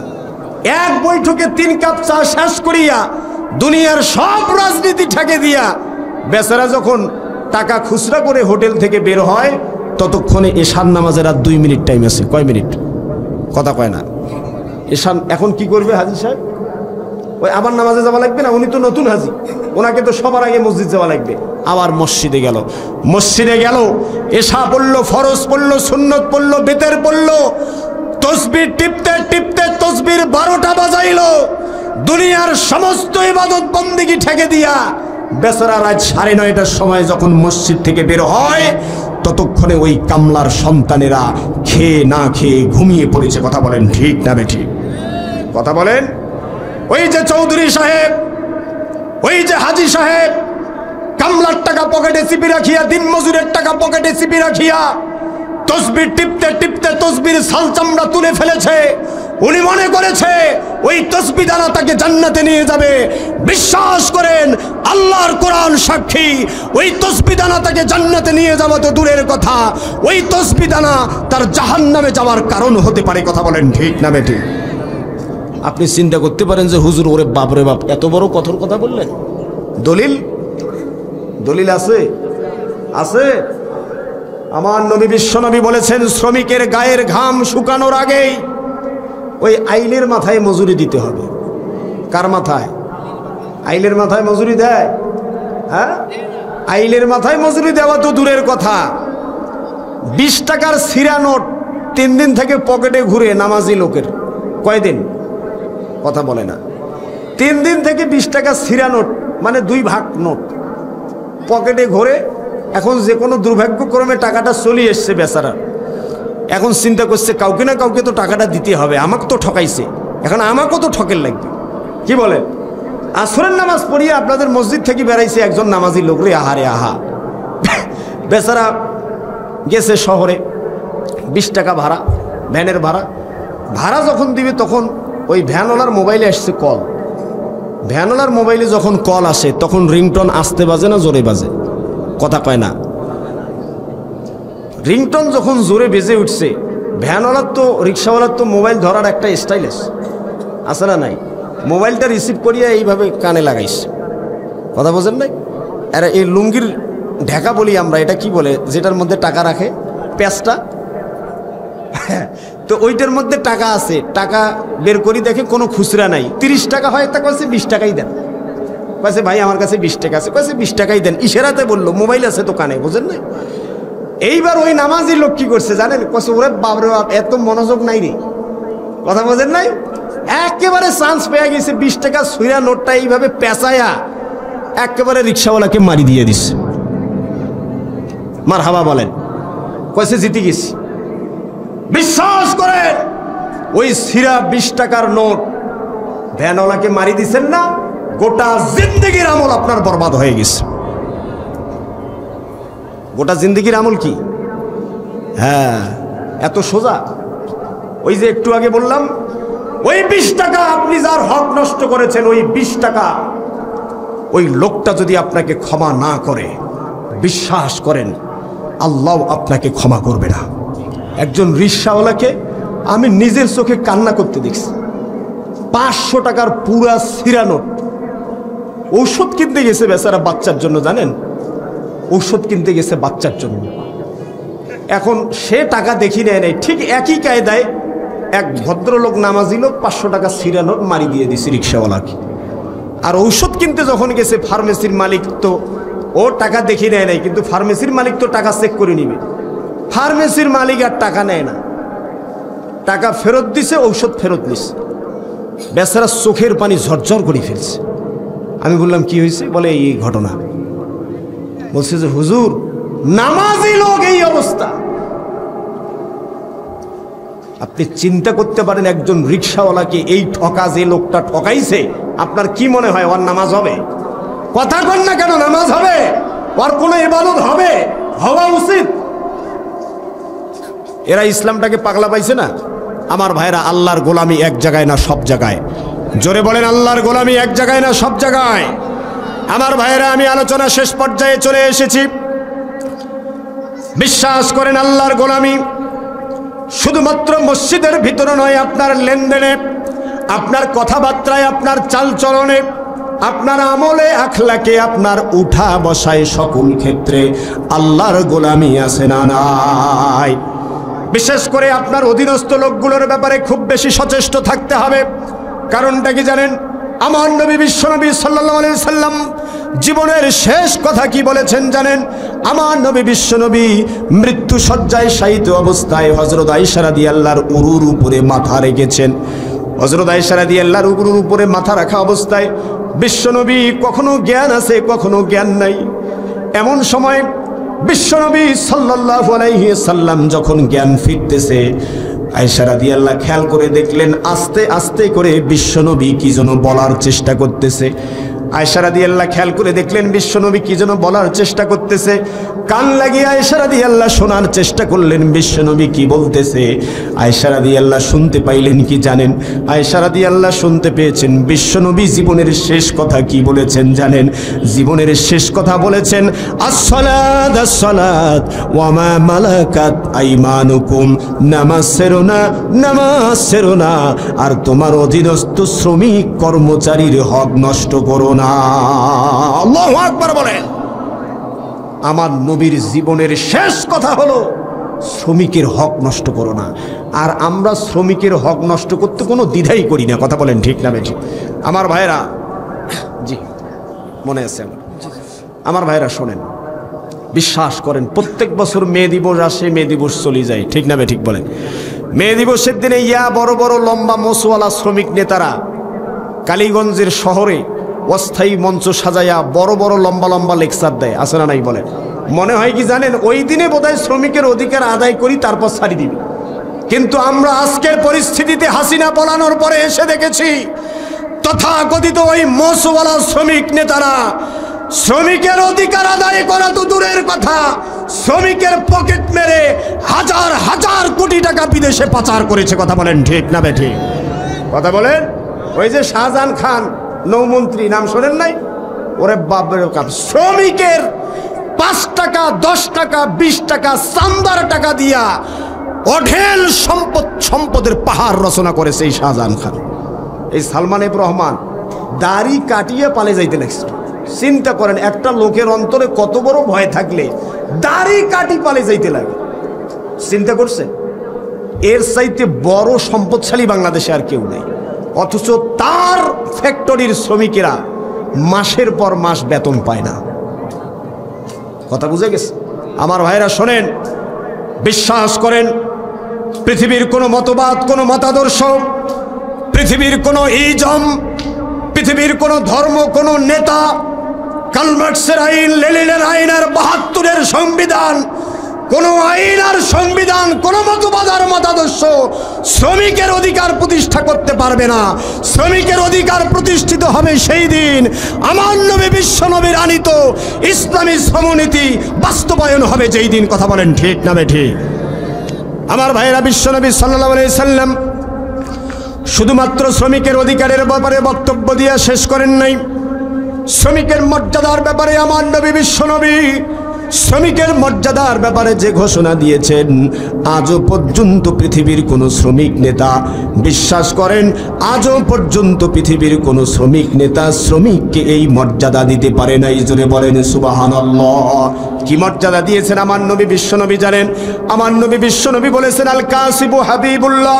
আমার নবী বিশ্বনবী বলেছেন, শ্রমিকেরা অন্য কারো নয়, শ্রমিকেরা অন্য কারো নয়, শ্রমিকেরা সরাসরি আল্লাহর বন্ধু। আল্লাহু আকবার বলেন। শ্রমিকেরা কার বন্ধু ভাই? কথাটার ভোল্টেজ বোধহয় বোঝেন নাই ভাই। শোনেন, এই যে শ্রমিক আল্লাহর বন্ধু, এই কথাটার অর্থ কি জানেন? এই যে ডক্টর ইউনূসের এই চাচা, ইনি যদি আজকে বলে যে আমি ডক্টর ইউনূসের বন্ধু, তাহলে সত্যি যদি এই কথা সত্য হয়, তাহলে এই লোকটার মর্যাদা এখন কম না বেশি? কথা কয় না? আরে ডক্টর ইউনূসের মর্যাদা যদি এত বেশি হয়, আমার নবী বলেছেন শ্রমজীবী যারা, ডে লেবার যারা, দিনমজুর যারা, কুলিমজুর যারা, রিক্সাওয়ালা, ভ্যানওয়ালা যারা, সরাসরি আল্লাহর বন্ধু। আল্লাহু আকবার বলেন। এর চাইতে বড় মর্যাদা আর কিছু হতে পারে? পারে কিছু? আমার ভাইয়েরা কাল লাগান, যে কথাটা বলে শেষ করতে চাই। বিশ্বনবী একদিন তরকারির বাজারে গেলেন। তরকারির বাজারে যাবার পরে বিশ্বনবী পিছন দিক থেকে একজন তরকারি বিক্রেতার চোখ চেপে ধরেছেন। তরকারি বিক্রেতা চিনতে পারে নাই। তরকারি বিক্রেতার যখন পিছন দিক থেকে আমার নবী বিশ্বনবী চোখ চেপে ধরেছেন, তরকারি বিক্রেতা চিনতে না পেরে তরকারি বিক্রেতা বলছে, বন্ধু তোমার পরিচয় দাও, আমি তোমাকে চিনতে পারি নাই, তোমার পরিচয় কি বলো। আমার নবী বিশ্বনবী তরকারি বিক্রেতার চোখ চিপে ধরেছেন। আমার ভাইরা একটু খেয়াল করেন তো, চোখ চিপে ধরে আমরা একজন আরেকজনের সাথে যে মজা করি, সম্পর্ক গভীর হলেই এটা কেবল সম্ভব। কথা বলেন ঠিক না বেঠিক? আমার নবী বিশ্বনবী পিছন দিক থেকে যখন তরকারি বিক্রেতার চোখ চিপে ধরেছেন, তরকারি বিক্রেতা চিনতে পারে নাই, বলেছে বন্ধু তোমার পরিচয় দাও, আমি তোমাকে চিনতে পারি নাই। আমার নবী বিশ্বনবী সাল্লাল্লাহু আলাইহি ওয়াসাল্লাম তখন কি বলেছেন জানেন? তখন আমার নবী বিশ্বনবী বলেছেন, বন্ধু আমি তোমার বন্ধু, আমি তোমার দোস্ত মুহাম্মদ। আল্লাহু আকবার বলে। বিশ্বাস করেন লোকটা সাথে সাথে তড়িঘড়ি করে চোখ খুলে ফেললো। লোকটা যখন দেখলো সত্যি সত্যি আমার নবী বিশ্বনবী, আমার নবী বিশ্বনবী আমার সাথে মজা করেছে, লোকটা পাগল পারা হয়ে গেছে, লোকটা উন্মাদ হয়ে গেছে। লোকটা মদিনার অলিতে গলিতে যায়, বাড়িতে বাড়িতে যায়, আর মানুষকে ডাকে আর বলে, তোমরা শুনছো নাকি আমার নবী আমাকে বন্ধু বলেছে। আল্লাহু আকবার বলে। আমার নবী আমাকে বন্ধু বলেছে। লোকটা পাগল হয়ে গেছে, লোকটা উন্মাদ হয়ে গেছে। ইনি হলো আমার নবী, শ্রমজীবী জনতার নবী, নিপীড়িত জনতার নবী। কথা বলেন ঠিক না বেঠিক? কথা বলেন। আমার ভাইয়েরা শুধু তাই নয়, বিশ্বনবী একদিন কামারের পাশ দিয়ে হেঁটে যাচ্ছিলেন। 2 মিনিটে আলোচনা শেষ করতে চাই, কান লাগান। আহারে আমরা তো রিক্সাওয়ালা ভ্যানওয়ালা কাউকে সালাম দিতে চাই না। আমার নবী বিশ্বনবী তিনি এমন একজন মানুষ, তাকে কেউ আগে সালাম দিতে পারত না। কথা বলেন ঠিক না বেঠিক? আমার নবী বিশ্বনবী তাকে কেউ আগে সালাম দিতে পারত না। বিশ্বনবী সাল্লাল্লাহু আলাইহি ওয়াসাল্লাম কি করলেন জানেন? আমার নবী বিশ্বনবী কামার কাজ করতেছে, কামারের পুরো শরীর ধুলোমলিন, পুরো শরীর তার কালিযুক্ত, ময়লা আবর্জনা যুক্ত। কামারকে বিশ্বনবী সালাম দিলেন। কামারকে যখন সালাম দিয়েছেন, কামার চমকে উঠেছে, কামার চিনতে পারে নাই প্রথমে। আহারে কামারকে সালাম দেওয়ার পরে বিশ্বনবী কামারের দিকে ডান হাতটা বাড়িয়ে দিয়েছেন। আহারে আমরা তো জীবনে কেউ আগে সালাম দিতে চাই না। কথা বলেন। আমরা যে যত বড় হুজুর, যে যত বড় নেতা, সে তত সালাম খোঁজে। কথা কয় না? আমার মতো হুজুর, আমার মতো বক্তা, আমি আবার রিক্সাওয়ালাকে সালাম দেব? ওরে বাবা হয়েছে কাম, আমার প্রেস্টিজে লাগবে না? আমি যে বক্তা, আমি রিক্সাওয়ালা সালাম দিলে আমার মান সম্মান যাবে না? এরকম মনোভাব আমাদের আছে না নাই? আরে রিক্সাওয়ালা আমাদেরকে আপনি বলে, কি বলে? কথা কয় না? আপনি কোথায় যাবেন? কোথায় যাবেন? আপনি করে সম্বোধন করে, আর আমরা তুই কই। কথা কয় না? কারণ কি? রিক্সাওয়ালা তো পড়াশোনা করে নাই, এই জন্য আপনি বলে, আর আমরা যে পড়াশোনা করছি এই জন্য আমরা তুই বলি। এই পড়াশোনা ধুইয়া পানি খান। কথা কয় না? যে পড়াশোনা আপনার মানুষকে মর্যাদা দিতে শিখায় না, ওই পড়াশোনার 4 পয়সার কোনো মূল্য নাই। আমার নবী কামারকে সালাম দিয়েছেন, কামার চমকে উঠেছে। বিশ্বনবী মুসাফা করার জন্য ডান হাতটা বাড়িয়ে দিয়েছে, কামারের হাতে কালি, কামারের পুরো শরীর ধুলোমলিন, ময়লা আবর্জনা যুক্ত। বিশ্বনবী যখন ডান হাতটা বাড়িয়ে দিয়েছেন মুসাফা করার জন্য, কামার কি করেছেন জানেন? কামারের মুখটা মলিন হয়ে গেছে, কামারের মুখটা লজ্জায় লাল হয়ে গেছে, কামার বড় বিড়ম্বনায় পড়ে গেছে, কি করবে বুঝতে পারতেছিল না। কামার হাতটা লুকিয়ে রেখেছে। আমার নবী বিশ্বনবী বুঝতে পেরেছেন আমার বন্ধু কামার লজ্জায় মুখটা লাল হয়ে গেছে, আমার বন্ধু কামার বড় বিড়ম্বনায় পড়ে গেছে। বিশ্বাস করেন আমার নবী বিশ্বনবী কি করেছেন জানেন? লুঙ্গির ভিতরে কামার হাতটা লুকিয়ে রেখেছিল, কামারের হাতটা টেনে বের করে বিশ্বনবী তার পবিত্র হাতের সাথে কামারের কালিযুক্ত হাত লাগিয়ে মুসাফা করলেন। আল্লাহু আকবার বলে। শুধু মুসাফা করে শেষ করেন নাই, আমার নবী বিশ্বনবী কামারের কালিযুক্ত হাতে চুম্বন করে দিয়েছেন। শুধু চুম্বন করে শেষ করেন নাই, আমার নবী বিশ্বনবী কামারের কালিযুক্ত হাতে চুম্বন করে দিয়ে আমার নবী বিশ্বনবী বলেছেন, বন্ধু কামার, তোমার এই হাত শ্রমিকের হাত, এই হাত কোনোদিন জাহান্নামে যাবে না। আল্লাহু আকবার বলে। এই হলো আমার নবী। এই নবীর আদর্শ বাদ দিয়া কোন নেতার নামে স্লোগান দেন? কোন নেতার নামে? নেতা কয়জন? কথা কয় না? রাতে, ভোটের আগের রাতে বাঁশঝাড়ে ভোটের পাইকারের কাছে 500 টাকার বিনিময়ে ভোট বিক্রি করেছেন। ওই অন্ধকার ঘরের ভিতরে আপনার পাওয়া ভোটে ওই দুর্নীতিপরায়ণ নেতা এমপি নির্বাচিত হয়েছে। এমপি হওয়ার পরে, চেয়ারম্যান হওয়ার পরে ব্রিজ বোঝে নাই, কালভার্ট বোঝে নাই, মসজিদ, মাদ্রাসা, মন্দির, গির্জা, স্কুল, কলেজ, কবরস্থান কিছুই বোঝে নাই। যা পেয়েছে গিলে খেয়েছে। কথা বলেন ঠিক না বেঠিক? কিয়ামতের দিন ওই দুর্নীতিপরায়ণ নেতাকে হাজির করা হবে। ওই নেতার বুকের উপরে পাড়া দিয়া নেতাও জাহান্নামে যাবে, ভোট বিক্রি করা বোকা জনগণও জাহান্নামে যাবে। কথা বলেন ঠিক না বেঠিক? আপনি কি মনে করছেন? অনেকে বলে কি জানেন, বলছে যে আমার একটা ভোট, আমি যাকে ইচ্ছা তাকে দেব। কি কথা কয় না? মা ইয়ালফিজু মিন কাউলিন ইল্লা লাদাইহি রাকিবুন আতীদ। একজন মুসলমান এমন কোন কাজ করে না, এমন কোন কথা বলে না যেটা সাথে সাথে রেকর্ড করা হয় না। প্রত্যেকটা কাজের জন্য তাকে জবাব দিতে হবে। আপনি ভোট দিছেন, পবিত্র আমানত বিক্রি করে ফেলেছেন, আর আপনি বলছেন যে আপনাকে জবাব দিতে হবে না। কি ভেবেছেন? কি ভেবেছেন? কি কিয়ামতের দিন কি হবে জানেন? ওই লোকটা কিয়ামতের দিন যখন উঠবে, ওর আমলনামায় দেখবে যে কবরস্থানের টনের টাকা মেরে খাইছে তারই গুনাহ। এখন এই আমলনামা নিয়ে আল্লাহকে বলবে, আল্লাহ তোমার ফেরেশতা যে এত বাটপার আমার জানা ছিল না। বলে কি কারণটা কি?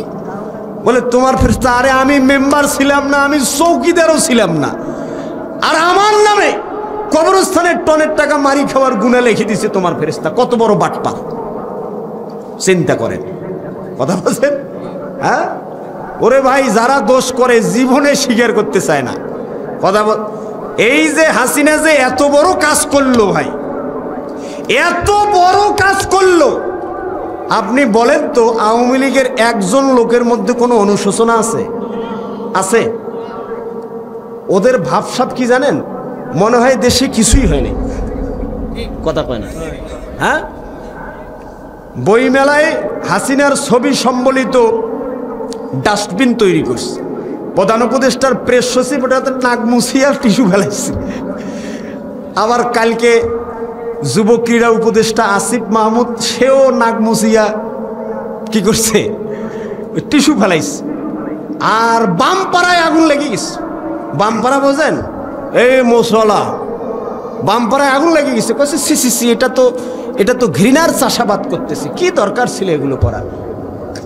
আরে আশ্চর্য কথা, আপনি সিরিয়ায় একটা অভ্যুত্থান হয়েছে, অভ্যুত্থানের 1 মাস হয় নাই এখনো।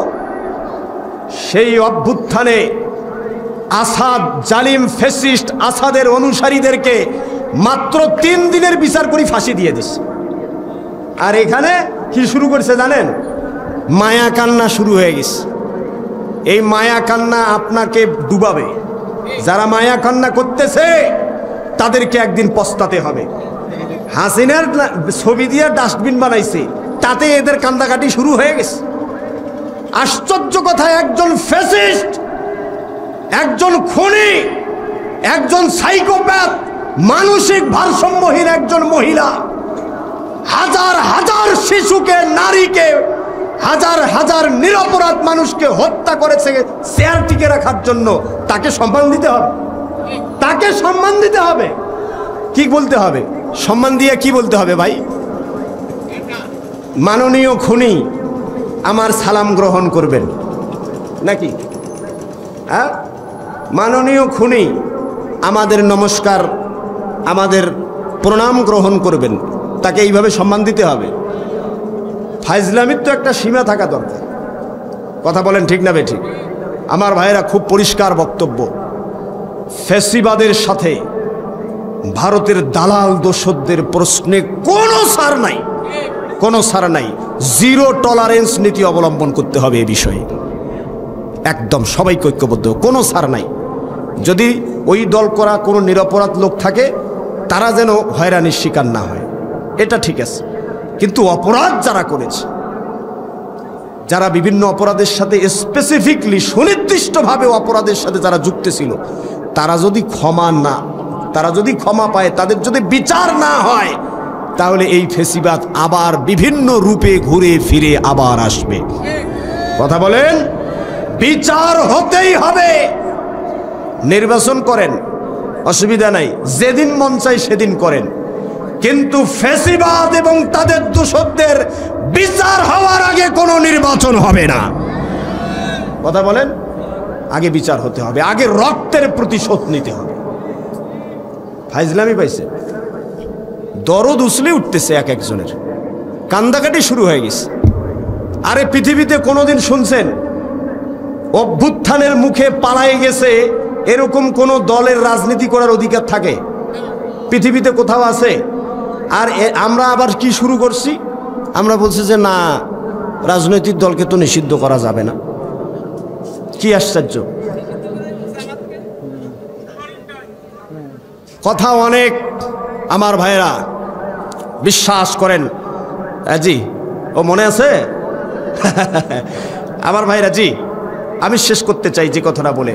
আমি বরকতময় কালামে হাকিমের সূরা আরাফ আয়াত নম্বর 96 পাঠ করেছিলাম। মানে কেন যেন দুর্ভাগ্যবশত আজকে মাইকটা আমাকে সাপোর্ট করে নেই, আমার মনের মতো হয়নি, যে কারণে মাঝখানে যেভাবে ডেলিভারিটা চাচ্ছিলাম সেভাবে দিতে পারিনি, আমার মনের কথাটা ঠিক প্রপারলি বলতে পারলাম না। যাই হোক, সেটার জন্য আমি দুঃখ প্রকাশ করছি। আমার ভাইরা শোনেন, কোরআনে কারিমের সূরা আরাফের 96 নম্বর আয়াত যেটা আমি পাঠ করেছি, সেটার অর্থ হচ্ছে ওয়ালাউ আন্না আহলাল কুরা আমানু ওয়াত্তাকাউ লাফাতাহনা আলাইহিম বারাকাতিম মিনাস সামাই ওয়াল আরদ। কোন জনপদের মানুষ, আমার দিকে তাকান, কোন জনপদের মানুষ ঈমান এবং তাকওয়ার ভিত্তিতে যদি তাদের সমাজ রাষ্ট্র পরিচালনা করে, আল্লাহ প্রতিশ্রুতি দিয়েছেন লাফাতাহনা আলাইহিম বারাকাতিম মিনাস সামাই ওয়াল আরদ, আসমান এবং জমিনের বরকতের সবগুলি দরজা আল্লাহ উন্মুক্ত করে দেবেন। আল্লাহু আকবার বলেন। শর্ত কি? ঈমান এবং তাকওয়ার ভিত্তিতে সমাজ রাষ্ট্র পরিচালনা করতে হবে। তার মানে কি জানেন? তার মানে অসৎ অযোগ্য দুর্নীতিপরায়ণ যারা, তাদেরকে চেয়ার থেকে নামাই দিতে হবে, কথা কয় না, আর সৎ এবং যোগ্য লোকদেরকে চেয়ার দিতে হবে। আল্লাহ প্রতিশ্রুতি দিয়েছেন লাফাতাহনা আলাইহিম বারাকাতিম মিনাস সামাই ওয়াল আরদ, আসমান এবং জমিনের বরকতের সবগুলি দরজা আল্লাহ উন্মুক্ত করে দেবেন। আল্লাহু আকবার। আজকে সাতক্ষীরার জনগণকে জি জি ও 12টা পার হয়ে গেছে, আমি বুঝতে পারিনি। জি আমার ভাইরা শেষ শোনেন, বিশ্বাস করেন কোন জনপদে, হ্যাঁ আচ্ছা আচ্ছা জি জি জি জি জি জি জি জি জি জি জি আচ্ছা ঠিক আছে ঠিক আছে আমার ভাইরা শোনেন, কোন জনপদে সৎ এবং যোগ্য লোক যদি অধিষ্ঠিত থাকে, চেয়ারে যদি বসাতে পারেন, বিশেষ করে সাতক্ষীরা যেহেতু সবচেয়ে বেশি নেপির, এই সাতক্ষীরা দিয়েই শুরু করতে হবে। আমরা গোটা দেশের মানুষ তাকিয়ে আছে সাতক্ষীরার দিকে। আমাদেরকে মানুষ জিজ্ঞেস করে যে হুজুর সাতক্ষীরা কি সব আসনে হবে? আমরা বলি আল্লাহ চাইলে হবে, বাস্তবে তো আমরা জানি না। আমার ভাইরা, জীবনের ঝুঁকি নিয়ে জানমালের কোরবানি করে যে কোনো পরিস্থিতির মোকাবেলা করে সাতক্ষীরার শহীদের রক্তের বদলা নেওয়ার জন্য এই জনপদের প্রত্যেকটা আসনে ইসলামপন্থীদেরকে বিজয়ী করতে হবে। রাজি আছেন যারা? দুহাত উঁচু করে আল্লাহকে দেখান।